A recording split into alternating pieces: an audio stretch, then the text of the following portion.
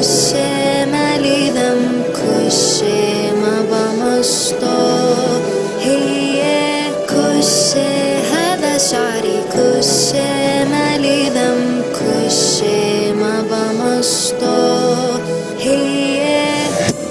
بيحكولي كشي ما بمشط بالكشي جبت 10 مليون عسطوح وما بخطط راس التمرة بيحكي عني راس العبد هو بيعرفش ينام غير ليشغل اغنية الهبد. شو يا احمد شكلك بتلعب حديد؟ بتقولي ساخن كثير بس انا وحدة تبريد بدها تحكي واتس بعثلها بريد قالت بتحب الماركات اعطتها بلوزة منها بديد بوقعهم زي محمد رمضان لو حاولوا يوسخوا لي في سمعتي احكوا لي كيف حجيبوا ارقام وانتو محتواكوا فاضي زي لحيتي عمري ما دخل صفحة ترند بمشي ما بوقف كني فاندم هات فيوز هيني جبت بنت كشي كشي ما اهتم كشي هذا شعري كشي مالي ذنب كشي ما بمشطه هي كشي هذا شعري كشي مالي ذنب كشي ما بمشطه هي نفسه اطلع بفيديوهاته هذاك بده ياني اهبده بتشوف كشتي يا حالاته شو ما تحكوا انا مش رح احلقه كش ما بحلق لما يلمحني كله بحلق بجيب فيوز بس انا وبحكي وبشرب سحلب لو انت الاحلى وجوا متحف والله ما بسحب عندي اتأدب عشان احترمك واقلب ارنب كل الاكل وجيب الاكل وعندي سحلب حطيتك براسي واكلت بلوك